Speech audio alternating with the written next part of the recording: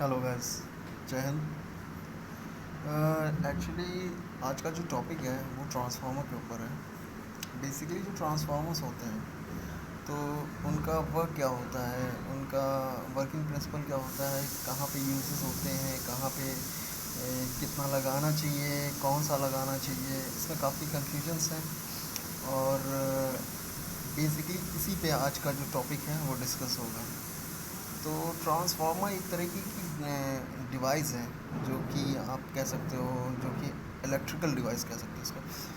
तो ये डिवाइस क्या करती है कि जो हाई रेटेड करंट होता है, जैसे कि जैसे पावर प्लांट से बिजली प्रोड्यूस होती है, तो वो आप वहाँ पर भी एक ट्रांसफार्मर लगाते हैं जो कि एक तरह का स्टेप डाउन ट्रांसफार्मर होता है, जो और वो आगे सुचारू रूप से दूसरे सब स्टेशन को या पावर हाउसेस को या आप जो भी वहाँ पे स्टोरिंग पावर हाउस लगा रहे हैं तो वहाँ पर वो सप्लाई पहुँचाता है बेसिकली। तो देखने वाली बात ये है कि कितने टाइप्स के होते हैं ट्रांसफार्मर्स और कौन कौन से ट्रांसफार्मर्स जो हैं बेसिकली यूज़ होते हैं, और इनके कंस्ट्रक्शन के हिसाब से और इनके टाइप्स के हिसाब से अगर देखा जाए तो कौन कौन से ट्रांसफार्मर्स लगते हैं, और कहाँ पे इन्हें लगाना चाहिए। मेन पर्पज़ ये है कि कहाँ पे इन्हें लगाएं, कौन सा लगाएं। तो इसका भी आज थोड़ा सा डिस्कशन होगा। तो आई होप आप इस चीज़ को अप्रिशिएट करेंगे। Actually I have a transformer which is shown here. It's a transformer. It's a step down transformer basically, which is showing this one. As you can see, the model number of this transformer, and the output voltage will be 11 point something 5 volt, and the current rating will be to 1.6 ampere, and it is the transformer of 230 volt which is working on 50 hertz power supply. So there is a input device which is showing on fuse. It's called, just a minute.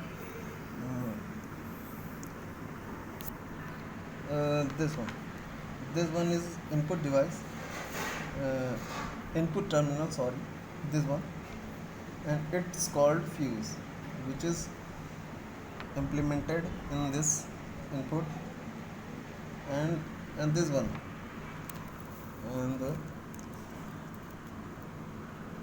and this one, it's a output.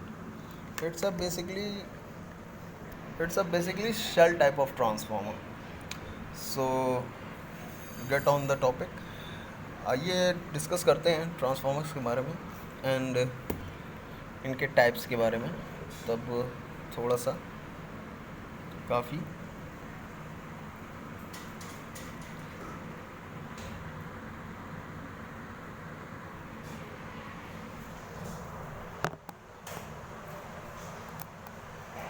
तो basically जो transformers होते हैं,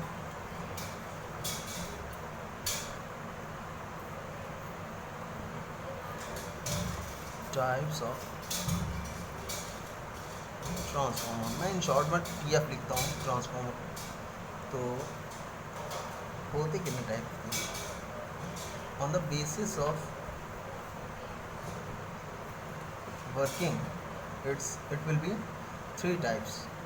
First one is step up transformer. Second one is step down transformer. Third one is auto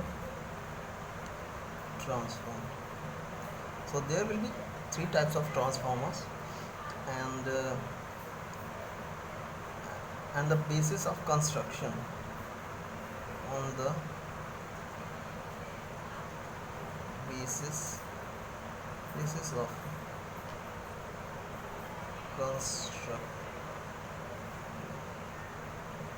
construction के आधार पर अगर आप transformers देखते हैं तो ये दो टाइप्स के होते हैं, इट विल बी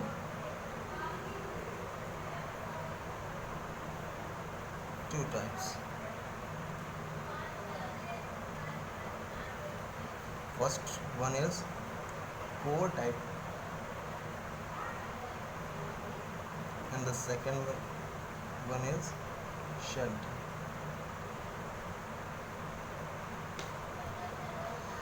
अब इनकी जो संरचना होती है, जैसे कि आप देखेंगे इनका जो कंस्ट्रक्शन होता है, कोर टाइप किस टाइप के होते हैं और शेल टाइप किस टाइप के होते हैं, इनको भी डिफ़ाइन करेंगे। पहले हम इस चीज़ को डिफ़ाइन कर लेते हैं कि step up, step down and auto कहाँ पे यूज़ होते हैं। जो स्टेप अप ट्रांसफार्मर्स होते हैं, इनके यूजेस जो होते हैं वहाँ पर होते हैं जहाँ पर लो वोल्टेज की प्रॉब्लम है, लो वोल्टेज प्रॉब्लम बेसिकली ये वहाँ पर यूज़ होते हैं लो वोल्टेज को हाई वोल्टेज में कन्वर्ट करने के लिए। स्टेप डाउन कहाँ होते हैं, जहाँ हाई वोल्टेज की प्रॉब्लम है, जहाँ पर हाई वोल्टेज की प्रॉब्लम होती है।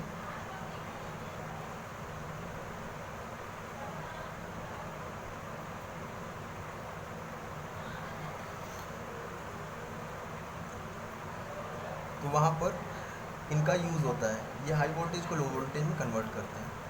अब ऑटो ट्रांसफार्मर का वो क्या होता है, ऑटो ट्रांसफार्मर वो ट्रांसफार्मर्स होते हैं जो कि वोल्टेज को रेगुलेट करते हैं ऑटोमेटिकली।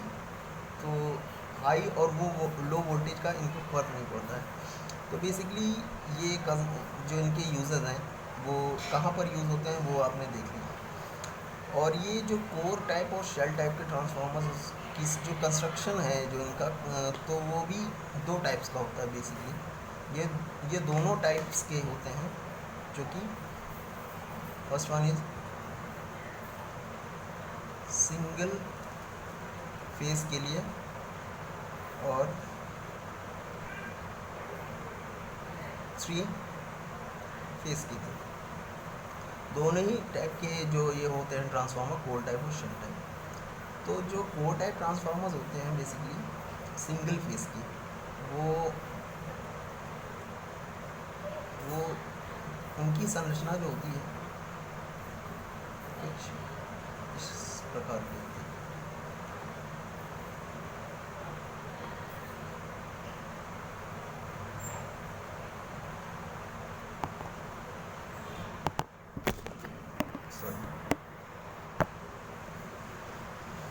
तो उनकी जो ये संरचना होती है कुछ इस प्रकार की होती है, जिसमें कि इधर प्राइमरी वाइंडिंग जो है इसमें इंसुलेटेड होती है, ये प्राइमरी वाइंडिंग कहलाएगी इसमें। और यहाँ पर इसकी सेकेंडरी वाइंडिंग होती है।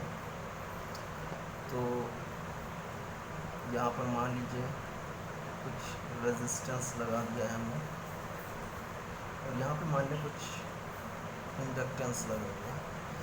तो ये इसका जो ये पार्ट होता है इधर का, ये आपका कहलाता है प्राइमरी वाइंडिंग।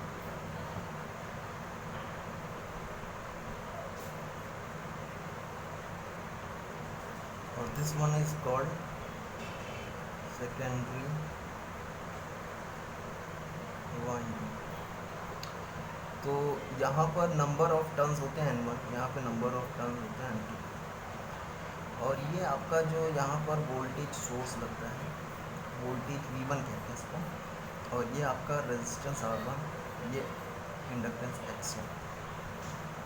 और यहाँ पर जो आपका आउटपुट है टर्मिनल, ये आपका इनपुट हो गया, जैसा कि मैंने अभी दिखाया था आपको, फ्यूज डिस्प्ले लगा हुआ था, वो इनपुट सेक्शन है। ये यहाँ पे आप कह सकते हैं ये इनपुट सेक्शन।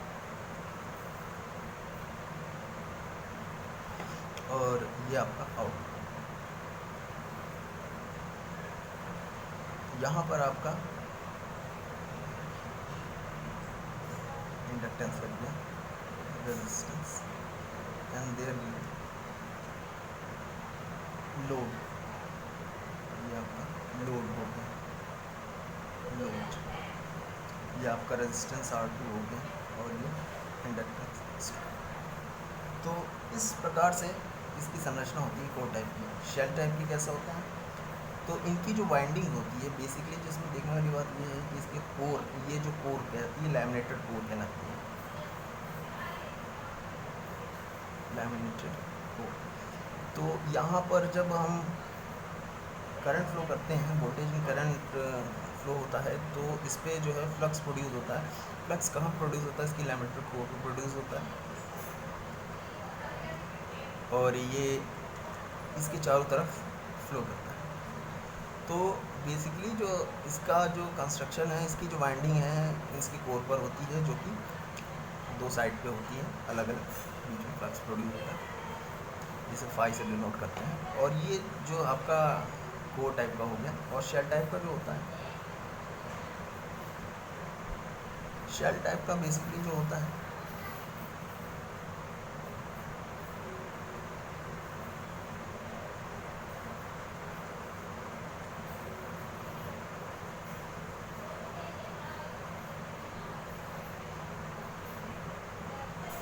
कुछ इस प्रकार का होता है, जिसमें कि प्राइमरी एंड सेकेंडरी दोनों वाइंडिंग्स बीच में ही होती हैं, ऊपर नीचे।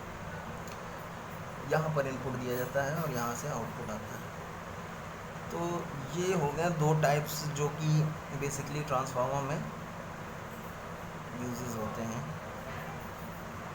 Core type and shell type.